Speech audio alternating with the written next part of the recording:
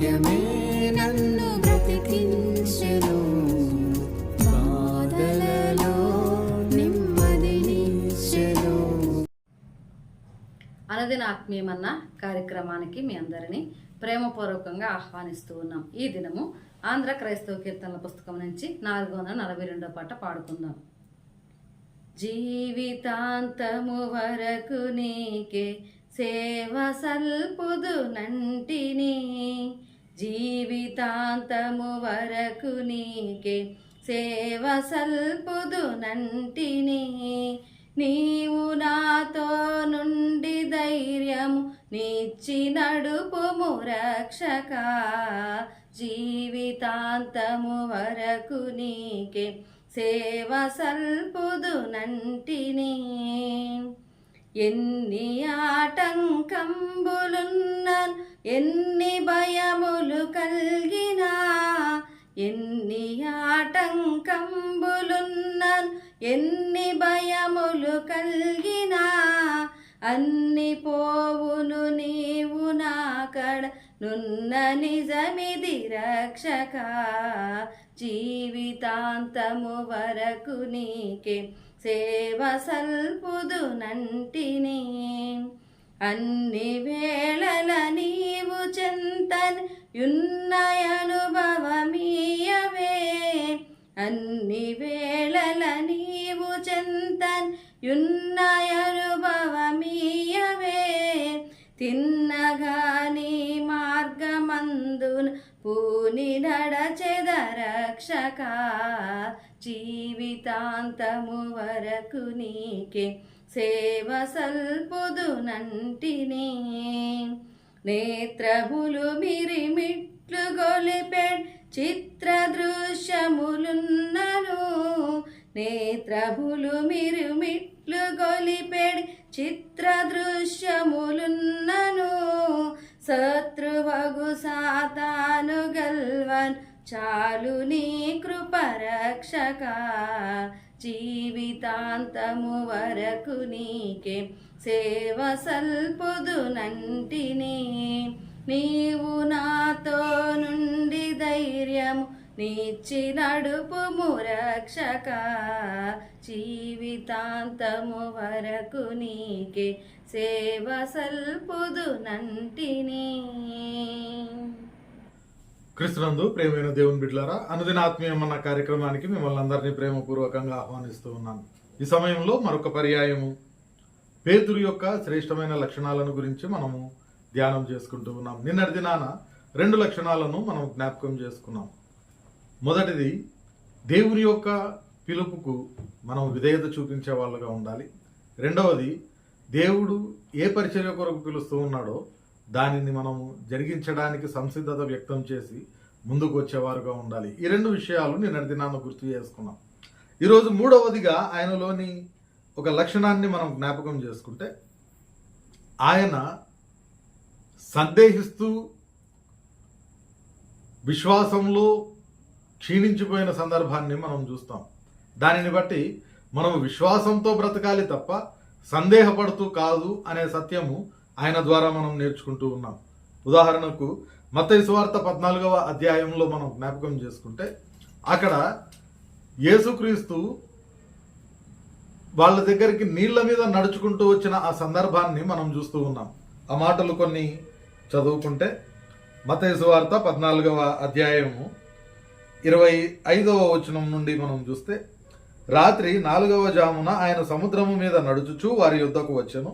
ఆయన సముద్రము మీద నడుచుట శిష్యులు చూచి తొందరపడి భూతమని చెప్పుకొని భయము చేత కేకలు వేసిరి. వెంటనే యేసు ధైర్యము తెచ్చుకొనుడి, నేనే, భయపడకుడని వారితో చెప్పగా, పేతురు, ప్రభువా, నీవే అయితే నీళ్ల మీద నడిచి నీ యొద్దకు వచ్చుటకు నాకు సెలవిమ్మని ఆయనతో అనెను. ఆయన రమ్మనగానే పేతురు దోణి దిగి యేసునొద్దకు వెళ్ళుటకు నీళ్ల మీద నడిచెను. కానీ గాలిని చూచి భయపడి మునిగిపోసాగి, ప్రభువా, నన్ను రక్షించుమని కేకలు వేశాను. వెంటనే యేసు చేయి చాపి అతన్ని పట్టుకొని, అల్ప విశ్వాసి, ఎందుకు సందేహపడితివని అతనితో చెప్పాను. ప్రియమైన దేవుని బిడ్డలారా, ఈ మాటలు మనం చూస్తే అంతలోనే ఉన్నతమైన విశ్వాసాన్ని కనబరుస్తూ ఉన్నాడు. ప్రభువా, నీవే అయితే నేను కూడా నీ దగ్గరికి వచ్చేటట్టు ఆ నీళ్ళ మీద నడిచేటట్లు నాకు సెలవు ఇయ్యమని అడుగుతూ ఉన్నాడు. సరే వచ్చే అనగానే అమితమైన విశ్వాసంతో కేవలం క్రీస్తును చూస్తూ ఆ నీళ్ళ మీద ఆయన నడుచుకుంటూ బయలుదేరి క్రీస్తు దగ్గరికి వెళ్తూ ఉన్నాడు. కానీ అంతలోనే చుట్టూ ఉన్న గాలిని చూచి ఆ సముద్రాన్ని చూచి వెంటనే ఆయన భయపడి ఆ సముద్రంలో మునిగిపోసాగినట్లుగా మనం చూస్తాం. అయితే ఆ సందర్భంలో పేతురు చేసిన తెలివిగల పని ఏంటి అనంటే, ప్రభువా నన్ను రక్షించు అని వెంటనే ఆయనను అడిగినట్లుగా మనం చూస్తూ ఉన్నాం. కాబట్టి ఆయన ఎంతటి విశ్వాసం కలిగిన వాడో అంత తొందరగా సందేహపడేవాడు, అంటే చంచలమైన మనస్తత్వం కలిగిన వాడుగా మనం చూస్తూ ఉన్నాం.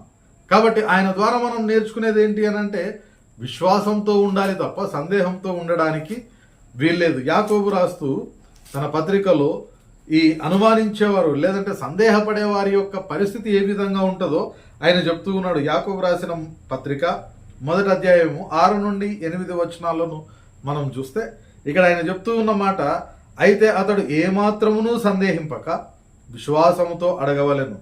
సందేహించువాడు గాలి చేత రేపబడి ఎగిరిపడు సముద్ర తరంగమును పోలియుండును. అట్టి మనుష్యుడు ద్విమనస్కుడై తన సమస్త మార్గముల యందు అస్థిరుడు గనుక ప్రభువు వలన తనకేమైనను దొరుకునని తలంచుకొనరాదు అనే మాట చెప్తూ ఉన్నాడు.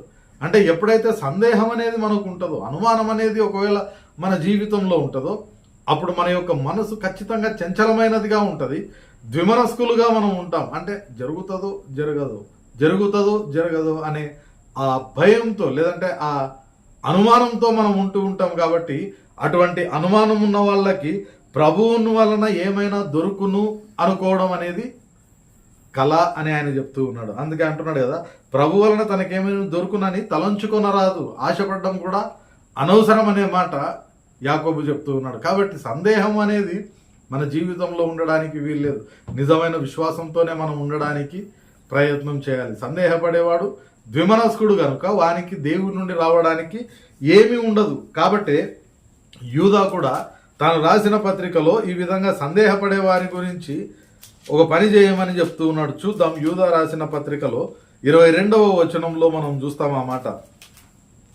యూదా రాసిన పత్రిక 22వ వచనంలో మనం చూస్తే, సందేహపడు వారి మీద కనికరము చూపుడి అనే మాటను మనం చూస్తూ ఉన్నాం. ఎందుకు అని అంటే, వారు మంచివారు కావచ్చు, చెడ్డవారు కావచ్చు, వారు ఎలాంటి వారైనా కావచ్చు, కానీ సందేహం అనేది ఒకవేళ వాళ్ళలో ఉంది అని అంటే దేవుని నుండి రావడానికి వాళ్ళకి ఏమీ ఉండదు. వాళ్ళు ఆశపడడం కూడా అనవసరం. కాబట్టి వాళ్ళపైన కనికరము చూపుడి అనే మాట యూదా కూడా మనకు తెలియజేస్తూ ఉన్నాడు. కాబట్టి ప్రియమైన దేవుని బిడ్డలారా, మనము ఖచ్చితంగా విశ్వాసంతోనే ఉండాలి తప్ప అనుమానంతో జీవించడానికి వీల్లేదు. మరి ముఖ్యంగా క్రైస్తవ విశ్వాసంలో ఉన్నప్పుడు మన దేవుడు ఇవ్వడానికే ఉంటూ ఉన్నాడు. ఆయన ఎంతగా ఇవ్వడానికి సిద్ధంగా ఉన్నాడు అనంటే, కేవలము మనల్ని రక్షించుకొని మనల్ని తనతో పాటు జీవింపజేసుకున్నటకు తన ఏకైక కుమారుణ్ణి సైతం ఇవ్వడానికి ఆయన వెనకాడని దేవుడు మనకున్నాడు. కాబట్టి మనము ఏమాత్రం కూడా సందేహపడకుండా దేవునిని అడగడానికి ప్రయత్నం చేసేవాళ్ళుగా ఉండాలి. ఎప్పుడైతే అటువంటి విశ్వాసం కలిగి ఉంటామో అడిగిన ప్రతిదీ మనము పొందుకునే వాళ్ళుగా ఉంటాం. మరొక లక్షణాన్ని మనం జ్ఞాపకం చేసుకుంటే, మన యొక్క పశ్చాత్తాపం అనేది ఖచ్చితంగా దైవికమైన మార్పుకు నడిపించేదిగా ఉండాలి. ఇది పేతురు ద్వారా మనం నేర్చుకునే 4వ పాఠం. మన యొక్క పశ్చాత్తాపం అనేది మనలను దైవిక మార్పు మనలో తీసుకొని వచ్చేదిగా ఉండాలి. ఉదాహరణకు మత్తయి సువార్త 26వ అధ్యాయంలో మనం చూస్తే, అక్కడ యేసుక్రీస్తు యొక్క వార్నింగ్ తెలిసి కూడా యేసుక్రీస్తు అప్పటికే ఆయనకు చెప్తూ ఉన్నాడు, కోడి 3 సార్లు కూయక ముందే నేను ఎరగనని నీవు చెప్తావు అనే మాట చెప్పినప్పటికీ కూడా ఆయన ఏమంటూ ఉన్నాడు అని అంటే, అది అసలు సాధ్యం కాదు, నేను చెప్పను అని చెప్తూ ఉన్నాడు.